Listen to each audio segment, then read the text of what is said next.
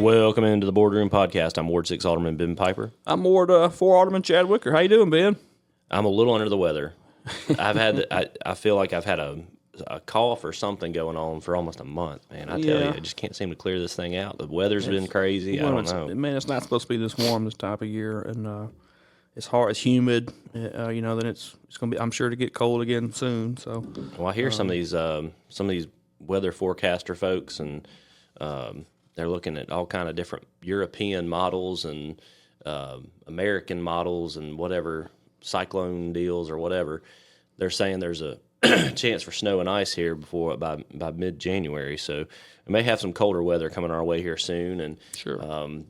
We'll have to see what that looks like. It does look like it's going to dip down here a little bit colder, but we are here at the end of 2024. You can't believe it. The calendar is about to flip over to 2025. That's right. We're recording this right before the new year, and took a little break for Christmas time and things just being incredibly busy. We try to get schedules are crazy this time of year. You have family all over. I got family all over, so we tried to get a podcast in last week and wasn't able to, but we're going to do it today and kind of really talk about, I guess, the last, I think it was December 17th board meeting. Is that right? December 17th. So it's been a minute since we've had this meeting, and but always some interesting things that come from these board meetings, as you well know. If you listen to our show, there's always something going on. The biggest thing is there was some planning things we want to get to. We do want to take a minute, but there's just a lot going on in Hernando. I mean, there's just a lot of business activity, a lot of growth. So O'Reilly, I saw the O'Reilly's Auto Parts put their sign up here recently. So right there on Commerce Street, right beside the Goodwill, located on Commerce Street. So that'll be another auto parts store that'll be coming in and opening up soon. Whataburger, I guess, is rocking and rolling. Took the family there. The kids wanted to try it. We kind of gave it a few weeks to sort itself out. When new restaurants open, sometimes it takes a minute before things get smoothed out. Took the kids there. Really good customer service there. So glad to have them up and running. Let's jump into the meeting. Yeah, during our meeting, first thing we had a proclamation honoring Lieutenant Commander Lee Edward Evans, retiring from United States Navy submarine service. Mr.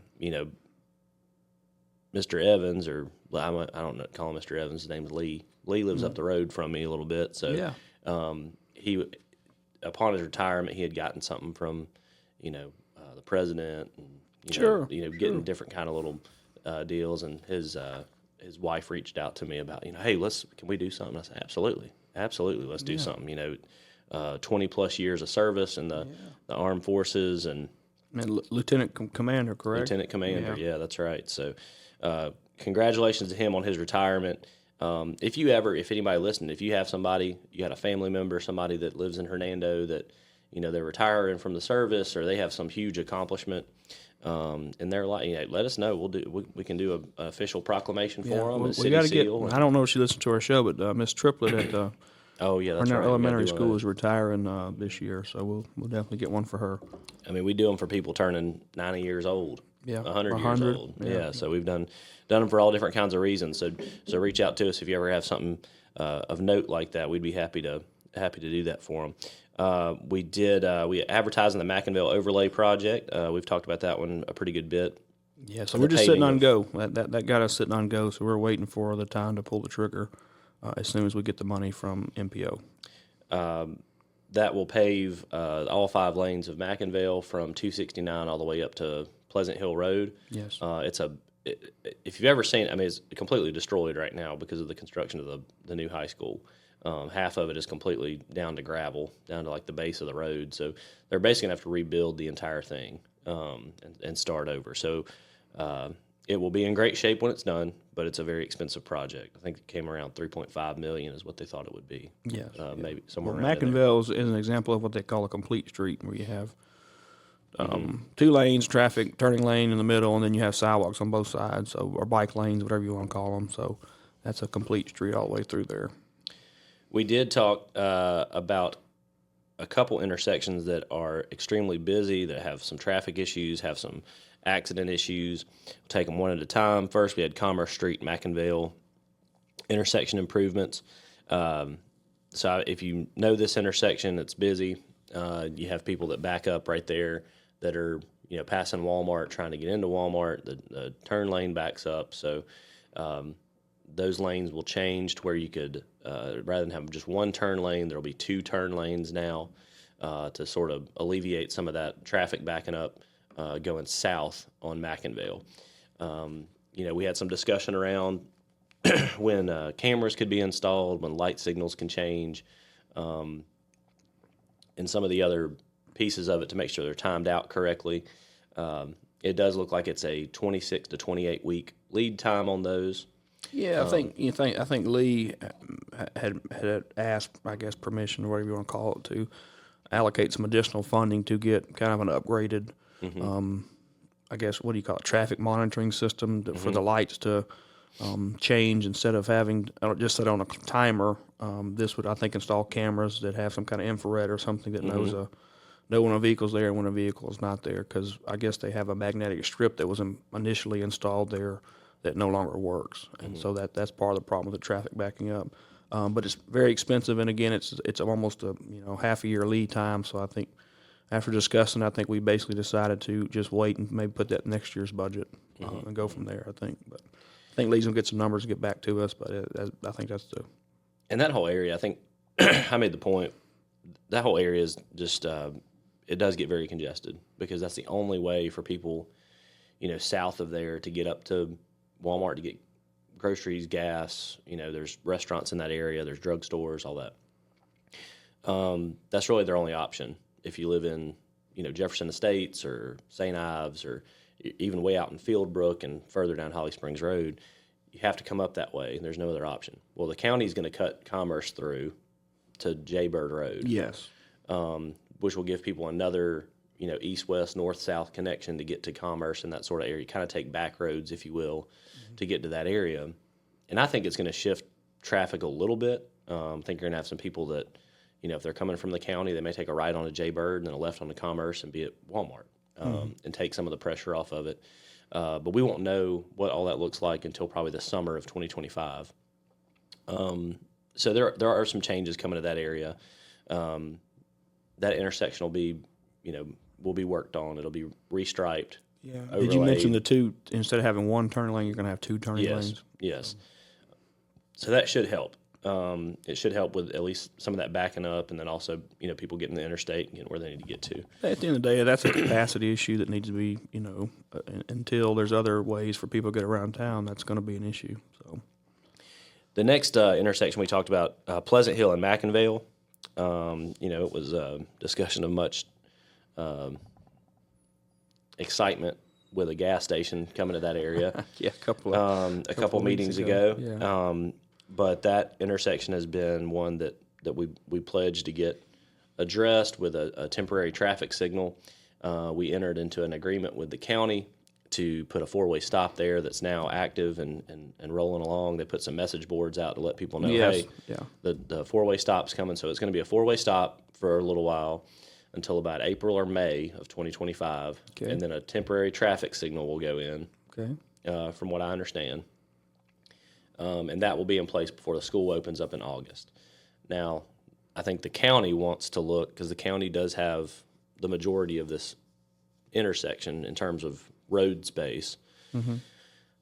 The county wants to look at putting potentially a roundabout there to get that engineered out.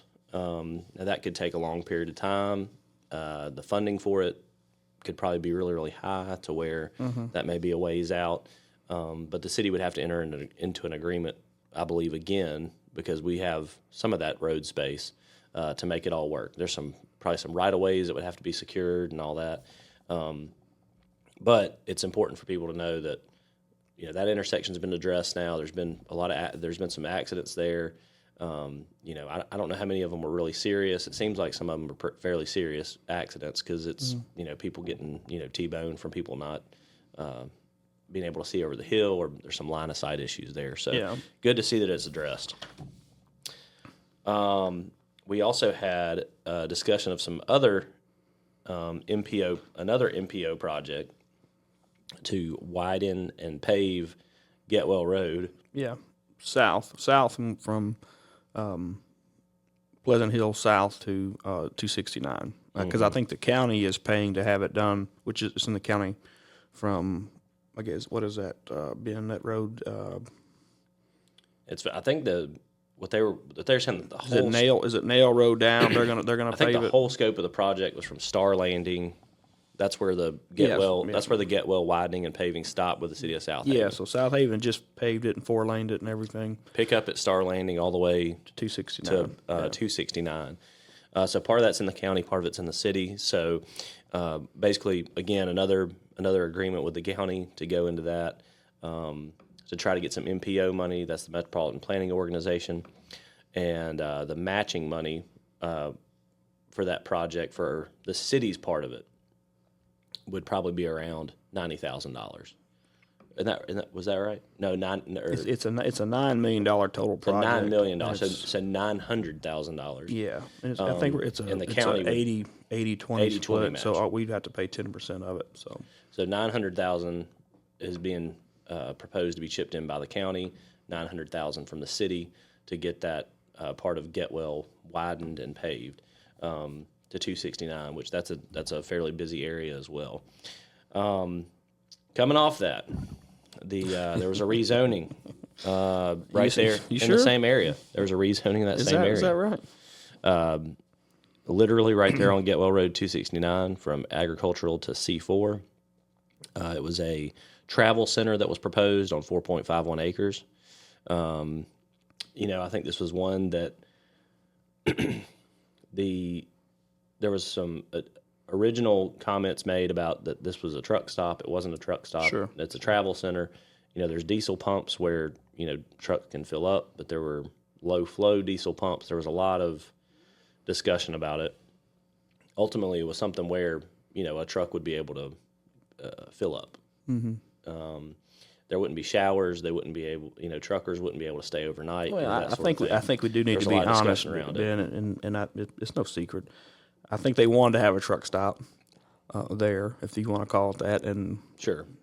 I think the cost of land, that made sense for them to put something there like that. And as they started down the project, they started making some concessions to hopefully get it approved. So yeah, but the whole design of that thing was basically for 18-wheeler trucks. Mm-hmm. I mean, and if you want to get into how you design the turn in and turn out and all that stuff, right. And of course, neighbors showed up. Were not in favor of it. I think there was one gentleman that was a neighbor. That I don't know if he was a neighbor, but he lived in Hernando. That said he was for it, but the vast majority were not. And certainly you weigh that into consideration. But I think the big thing with it is, for me, the infrastructure in that area is not quite ready, for development. I think that's one of the things that we have to make a priority in the future as a city, is these outlying annexed areas, and we've talked about it before, these outlying annexed areas that were annexed however long ago, whether it was 10 years, 15 years, 3 years, whatever it is, we've got to get city services out to them. So there's no sewer out there. Sure. The water, they have water out there, but it's not really necessarily to a point where you could have commercial development. And that's kind of on us as city leadership to sort of figure that part out. Mm-hmm. And it can't always be just on the developer to help to figure it all out. It has to be working in tandem to figure that out, because there are people that have been there, that have had houses there, paying taxes there. They need the services as well. Yeah, and the reason why I decided not to vote for it, Ben, is this travel center, or whatever you want to call it. There's no other one on 269. Mm-hmm. I asked that question. I think the closest one would be maybe at 305 or a little, maybe even further east. And so, this is not a truck stop. They call it a travel center, but it was targeted at trucks, and I think somebody threw out the number, possibly 225 trucks coming through there a day with AWG or whatever. Mm-hmm. And so I just don't, like you said, the infrastructure there is not there for 18-wheelers to be turned in and out, and it may be in the future, but I would, and plus I'd rather see something else there as kind of our front door to Hernando, as we just talked about, that Getwell corridor. South Haven has a silo project there, I think Silo Square. Mm-hmm. and that's just that growth is just moving further south there. And I'd like to see something else there besides a travel center. Just to be honest. I do think that folks that listen to this show probably have heard it often, but that the Mackinville exit and the Getwell exit both are long-term planned to be mixed-use commercial residential corridors. They're not necessarily meant to stay agricultural long-term. In terms of what the city's long-term planning has.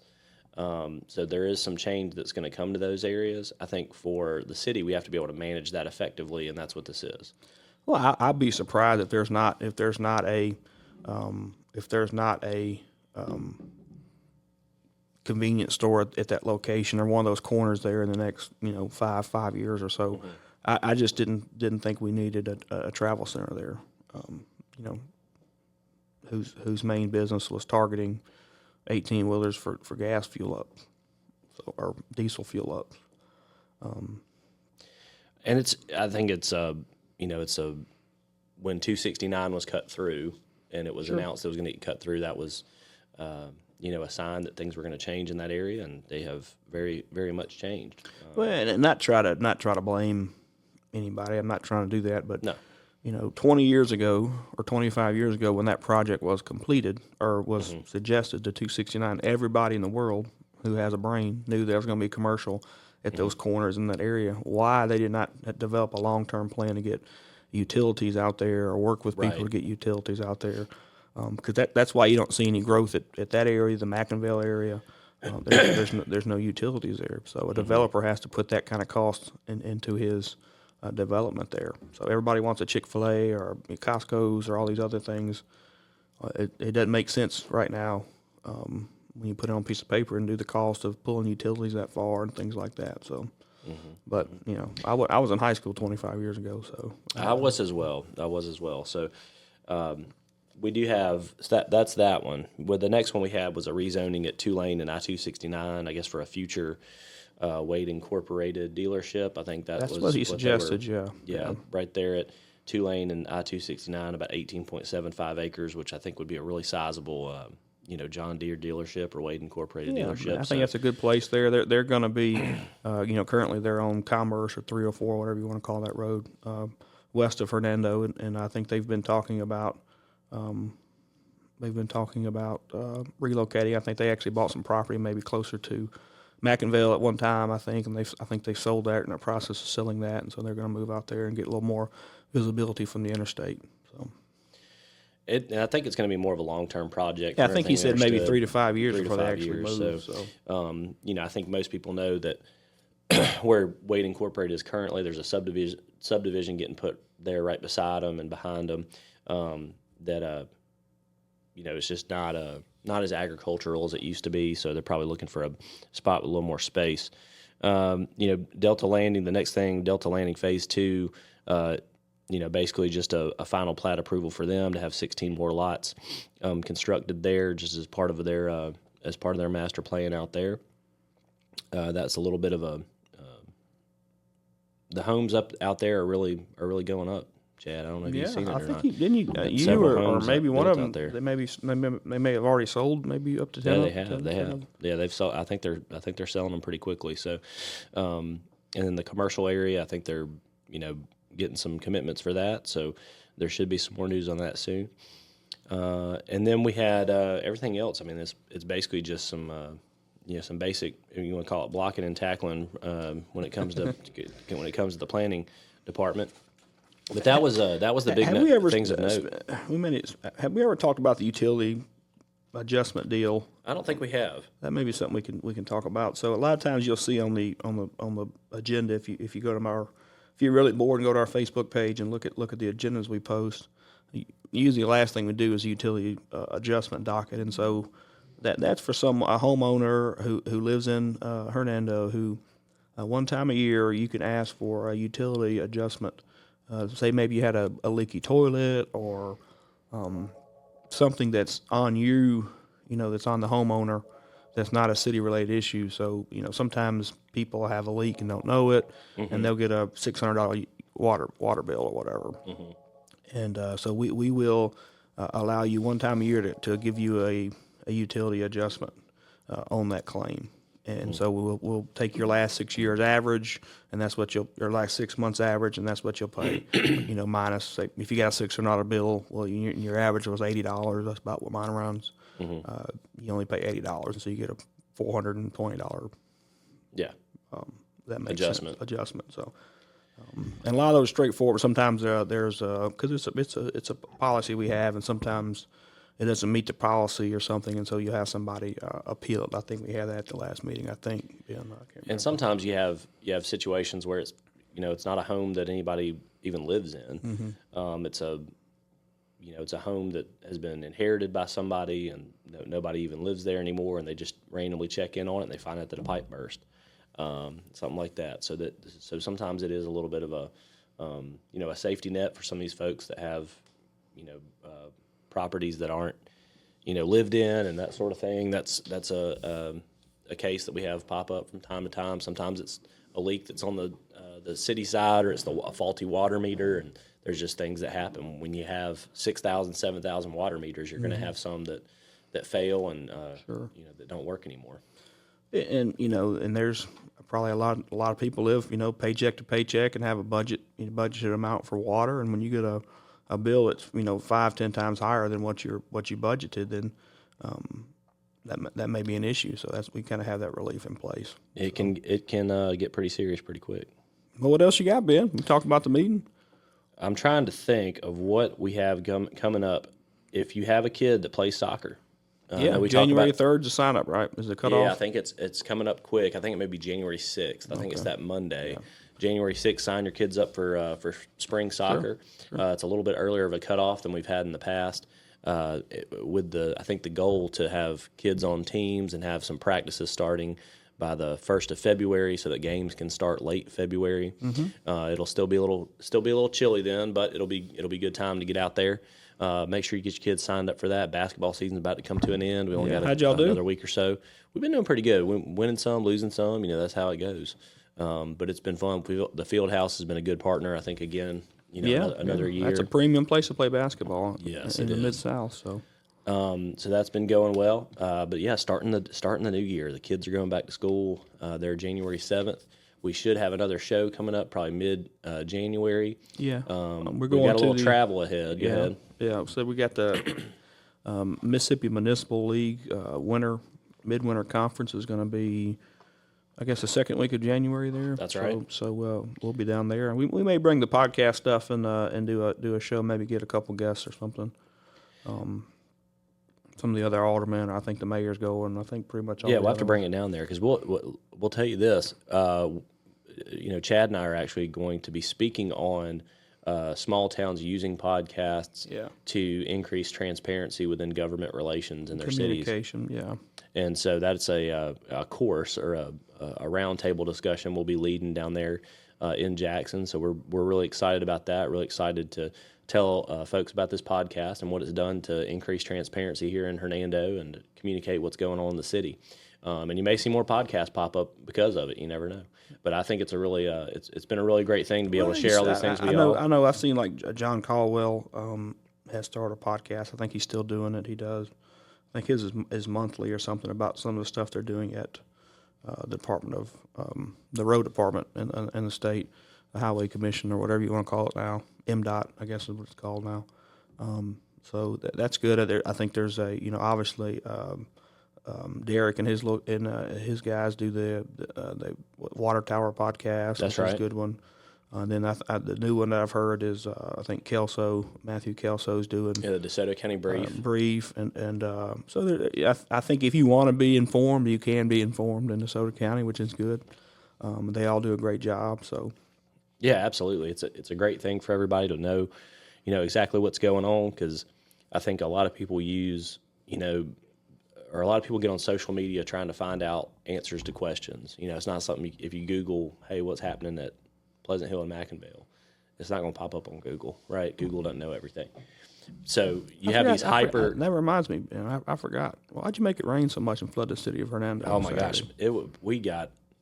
How many inches of rain do you think we got? 4 or 5 inches of rain? It was a lot in a short amount of time. So It was rough. I think anybody that has a home that is really affected by a lot of rain or a lot of really heavy rain like that, they know it, right? There's some bad low lying spots in the city that that have those issues, and it is that was definitely a bad one. It was a bad storm, lots of rain really quick, and our public works folks were out there as quick as they could to get it addressed. But it's really important for folks to remember, that heavy rain came right after Christmas time. There's a lot of cardboard boxes. I'll tell you that there was cardboard boxes blocking drains. I went out myself and tried to help move some, pull boxes from drains that were, that weren't able to, get the rainwater off the streets. I jinxed myself. I talked to you that day, and you had said you had been out doing that. And I said, man, I hadn't really heard from anybody, and so after that, I've had about 3 or 4 people that reached out to me about some issues we're trying to get addressed. So I've been working with Lee Germany on that. Maybe it's important to remember, like if you're going to rake up the leaves in your yard, bag them up, right? Put them in a good place. You can't just blow leaves out in the street. That's because right. What happens is it ends up in the storm drains, and folks end up with flooded roads because of it. Sure. So it's important to bag your leaves. Make sure your trash is bagged up. Make sure your recycling's bagged up if you can. Break stuff down and make sure it's put up because it does lead to problems. Well, Ben, I don't know if some of your neighborhoods are like this that you represent, but I have several that there's like the drainage ditches in the backyard. And so over time, obviously maybe some homeowners don't keep up with it. The grass gets tall around it, and it gets full, and so that's one of the issues we're addressing. Is there's actually, if you know where Byhalia Parkway or Byhalia Cove is, right off of Byhalia Road, there's a drain kind of back behind there that's got some issues. We're going to try to get things going to be redug out, and they may cost a little money, but we got to get it fixed for those guys because some of the water got in their house when it rained the other day. So. But as far as I've heard, this is just what I've heard, but there wasn't any major power outages or anything like that in the city. There was no one hurt or injured. No. From what I understand, no trees down. Yeah, I think statewide there was a couple deaths. Some pretty violent weather came through. I think Texas, Arkansas, Mississippi, Louisiana. So we're fortunate that we didn't have that. Very fortunate, no tornadoes, nothing like that. So. But yep, so we will have another show coming to you. Hopefully, we may have it coming to you from Jackson. It sounds like we may bring some special guests on from the MML Midwinter Conference there in Jackson during the middle of January. But until then, this is the Boardroom Podcast. I'm Ward 6 Alderman Ben Piper. I'm Ward 4 Alderman Chad Wicker. Thanks for listening. Tuning in.